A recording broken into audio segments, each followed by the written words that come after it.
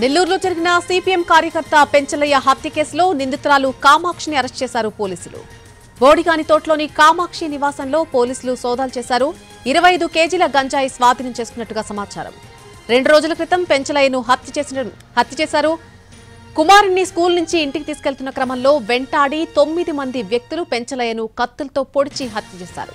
Housing board arch వద్ద ఈ హత్య జరిగింది.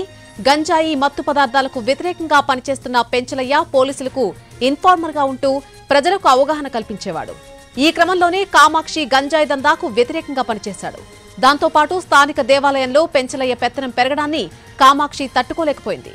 ఈ కారణంగానే తన ముఠా సభ్యులతో కలిసి పెంచలయ్యను చంపేసినట్టు పోలీసుల విచారణలో వెల్లడైంది. నెల్లూరులో జరిగిన సిపిఎం కార్యకర్త పెంచలయ్య హత్య కేసులో నిందితురాలు కామాక్షిని పోలీసులు అరెస్ట్ చేశారు. ఈ కేసుకు సంబంధించి మరిన్ని అప్డేట్స్ మా ప్రతినిధి వెంకటరమణ అందిస్తారు. వెంకటరమణ,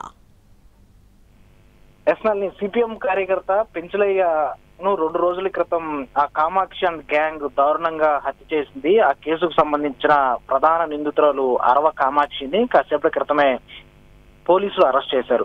ఆమె నివాసంలో సోదాలు నిర్వహించగా దాదాపు 25 కేజీల గంజాయిని పోలీసులు సీజ్ చేశారు. ఈ కేసులో ఆమెని పోలీసులు అరెస్ట్ చేశారు. అయితే మరికొద్దిసేపట్లో దీనిపైన ప్రెస్ మీట్ కూడా ఉండే అవకాశాలు ఉన్నాయి. ఏదైతే సిపిఎం కార్యకర్త పెంచలయ్య హౌసింగ్ బోర్డు కాలనీలో ఆ గంజాయికి వ్యతిరేకంగా అవగాహన కార్యక్రమాలు నిర్వహిస్తూ ఉంటారు. దీంతో ఆ పెంచలయ్య వర్గానికి అలాగే కామాక్షి వర్గానికి గత కొంతకాలంగా విభేదాలు ఉన్నాయి. ఏ క్రమంలో ఈ అరవ కామాక్షి కావచ్చు, ఆమెకి సంబంధించిన 3 తమ్ముళ్ళు కావచ్చు, విచక్షణ రహితంగా పెంచలేని దారుణంగా హత్య చేశారు. ఈ హత్య కేసుని పోలీసులు చాలా ఛాలెంజింగ్ గా తీసుకున్నారు. నిందితులని పట్టుకునే క్రమంలో ఆ ప్రధాన నిందితుడిగా ఉన్న జేమ్స్ ఆ పోలీసులపై ఎదురుదాడి దిగడం, అతని పైన పోలీసులు కాల్పులు జరపడంతో ఇది రాష్ట్ర వ్యాప్తంగా సంచలనంగా మారింది. దీంతో పోలీసులు కాసేపటి క్రితమే అరవ కామాక్షిని అరెస్ట్ చేసినట్లు మనకు ప్రాథమికంగా సమాచారం ఉంటుంది.